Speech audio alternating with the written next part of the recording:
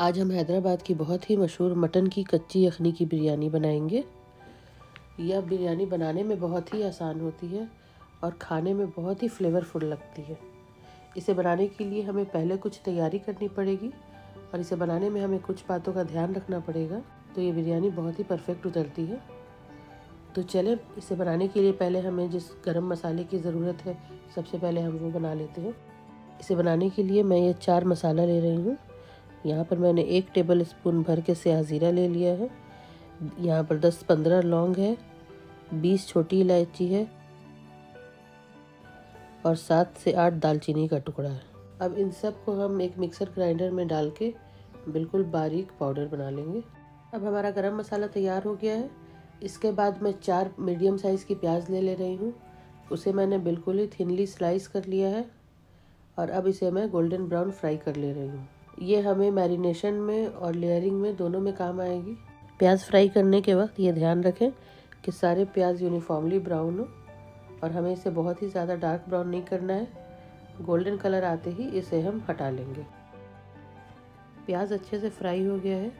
अब हम इसे एक एब्जॉर्बेंट पेपर पर निकाल लेंगे और इसे फैला फैला कर रख लेंगे। तली हुई प्याज को इस तरीके से रखने से ये बिल्कुल क्रंची रहती है, अदरवाइज़ ये कभी कभी सॉफ्ट भी हो जाती है।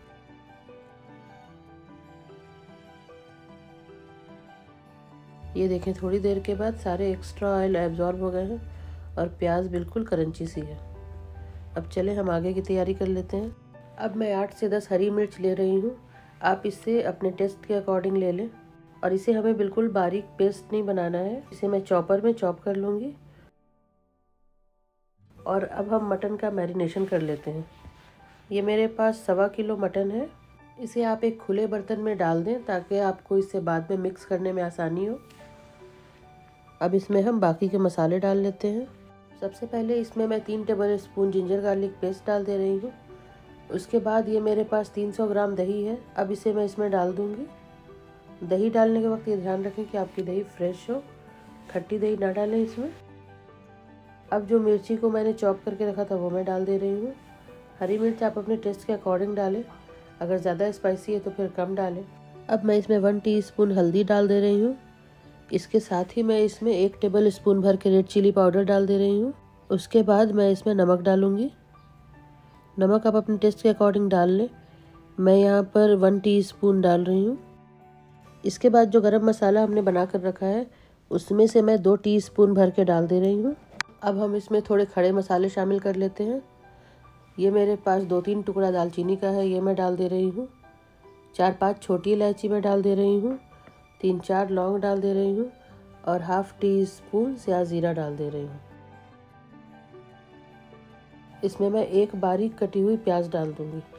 प्याज डालना ऑप्शनल है, आप चाहे तो अवॉइड भी कर सकते हैं, बट इससे बहुत ही अच्छा टेस्ट आता है। और इसमें मैं अब 1 लेमन स्क्वीज़ कर दे रही हूँ। अब इन सब को हम बहुत ही अच्छे से मिलाएंगे। ये एक बहुत ही इम्पॉर्टेंट स्टेप है हैदराबादी बिरयानी बनाने का। इसे आपको कम से कम 10 से 15 मिनट तक कंटिन्यूसली मिक्स करना है। ये मेरे पास थोड़ा सा ज़ाफ़रान है। अब इसे मैं ऐसे ही हाथ से क्रश करके इसमें डाल दे रही हूँ। इसे मैं बिना सोक किए हुए डालूँगी। ये दही और लेमन के साथ मिलकर ये अपना अरोमा रिलीज़ करेगा। अब इन सब को मिक्स करके हम मैरिनेट होने के लिए रख देंगे। इसे हमें कम से कम 3-4 घंटा मैरिनेट करना है और आप इसे ओवरनाइट भी मैरिनेशन के लिए छोड़ सकते हैं। अभी इसे मैरिनेट हुए 4 घंटा हो गया है। अब हम इसमें कुछ और मसाला शामिल करेंगे। मैं इसमें थोड़ा कटा हुआ हरा धनिया, पुदीना और हरी मिर्च डाल रही हूँ। उसके साथ ही मैं इसमें तली हुई प्याज डालूँगी। इसे आप हाथ से क्रश करके डालें इसमें। उसके बाद फिर मैं इसमें 5 टेबल स्पून कुकिंग ऑयल डाल रही हूँ। ये वही ऑयल है जिसमें हमने प्याज को फ्राई किया था, वो मैं इसमें डाल दे रही हूँ। उसके बाद फिर मैं इसमें 2 टेबल स्पून कच्चे पपीते का पेस्ट डालूँगी। रॉ पपीते को लेकर आप इसे स्किन के साथ ही उसका पेस्ट बना लें और उसमें से 2 टेबल स्पून इसमें डाल दें। इन सबको डालकर हमें फिर अच्छे से मिलाना है और मिलाकर हम इसे 2 घंटे के लिए और छोड़ देंगे। पपीता को आप कभी भी पहले से मिलाकर ना रखें, नहीं तो ये मटन को बहुत ज़्यादा ही गला देगा। अब इसे हम 2 घंटा और रखेंगे। उसके बाद फिर हम इसका कुकिंग स्टार्ट करेंगे। अभी मटन को मैरिनेट हुए 2 घंटा और हो गया है। अब हम चावल की तैयारी करते हैं। मैं यहाँ पर 750 ग्राम राइस ले रही हूँ। उसे मैंने धोकर आधे घंटे के लिए सोक कर दिया था, फिर उसका पानी मैंने ड्रेन कर दिया था। अब यहाँ पर मैं 4 लीटर पानी ले रही हूँ।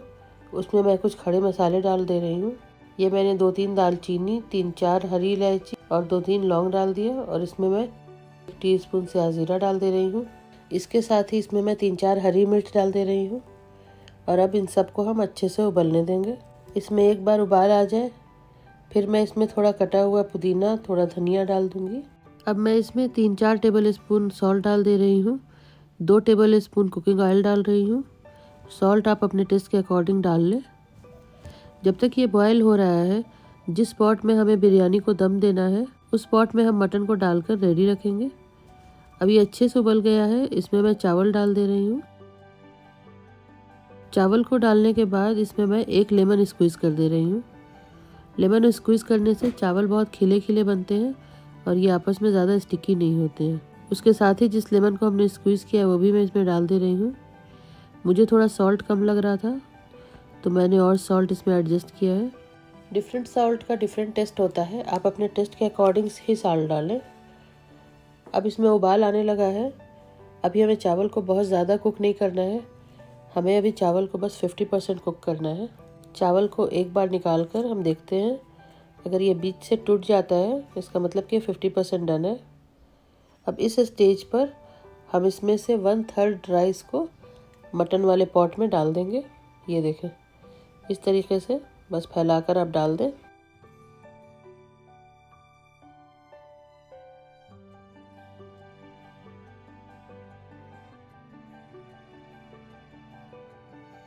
अब हम पूरे चावल को ड्रेन कर देंगे। उसके बाद हम पूरे चावल का लेयर लगाएंगे। अभी चावल को मटन के साथ भी कुक होना है, इसलिए चावल बनाने के वक्त बहुत ही ज़्यादा ध्यान रखना है कि ये ओवर कुक नहीं हो, नहीं तो पूरी बिरयानी बिल्कुल ख़राब हो जाएगी और चावल बिल्कुल स्टिकी हो जाएंगे। अब इन सारे चावल को हम ड्रेन कर देते हैं। उससे पहले इसमें से हम सारे खड़े मसाले और लेमन हटा लेते हैं। अब हमारे पास जितना चावल है ड्रेन करने के बाद, उसमें से हाफ़ राइस को हम इस पर डाल देते हैं। हाफ़ राइस को इस पर स्प्रेड करने के बाद इसमें हम कुछ मसाला डालेंगे। अब मैं इस चावल पर 2 टेबल स्पून घी डाल दे रही हूँ। उसके बाद जो हैदराबादी गरम मसाला हमने बनाकर रखा है वो मैं स्प्रिंकल कर दूँगी। इसके बाद इस पर मैं कटा हुआ धनिया, पुदीना और हरी मिर्च डाल दूँगी।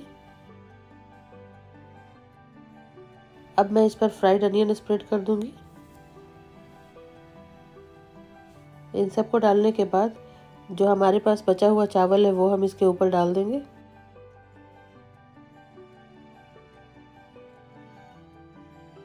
मैंने 1/4 टीस्पून ज़ाफ़रान को हाफ़ कप गर्म दूध में सोक कर दिया था। अब मैं सब चावल के ऊपर ये डाल दे रही हूँ।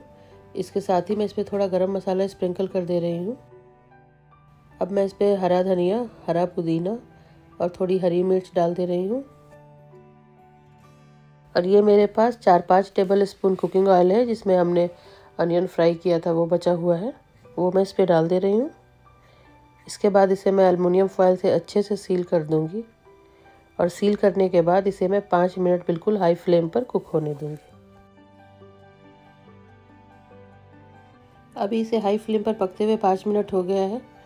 अब मैं इसे लो फ्लेम पर 10 मिनट के लिए रहने दूँगी। लो फ्लेम पर 10 मिनट कुक होने के बाद मैं एक पुराना तवा ले रही हूँ। उसके ऊपर मैं ये बिरयानी के पॉट को रख दे रही हूँ और इसे मैं 45 मिनट इस तरीके से ही दम होने दूँगी। इसे बीच बीच में हम घुमाते रहेंगे ताकि नीचे से बिरयानी सब तरफ से बराबर पकती रहे। अभी इसे पकते हुए 45 मिनट हो गया है और अब हम इसे खोल कर चेक करते हैं। इसमें बहुत अच्छी सी स्टीम आ रही है। अब हम एल्युमिनियम फॉयल को हटाकर देखते हैं ये अच्छे से कुक हुआ है या नहीं। इसमें से बहुत ही अच्छी खुशबू आ रही है और चावल भी बिल्कुल मुझे खिला खिला दिख रहा है और ये बिल्कुल अच्छे से पक भी गया है। मटन भी अच्छे से कुक हो गया है। अब हम इसे सर्व कर लेंगे। इसे आप मिर्ची की सालन या दही की चटनी के साथ सर्व कर सकते हैं, बहुत ही मज़े का लगता है। इस रेसिपी को आप ज़रूर ट्राई करें और अगर आपको मेरी रेसिपी पसंद आई है तो फिर मेरे चैनल को सब्सक्राइब कर दें बेल आइकन को प्रेस करना ना भूलें ताकि सारे नई रेसिपीज़ की नोटिफिकेशंस आपको मिलती रहे। मिलते हैं एक नई रेसिपी के साथ एक नए वीडियो में। जब तक आप इस बिरयानी को एंजॉय करें, टेक केयर, बाय।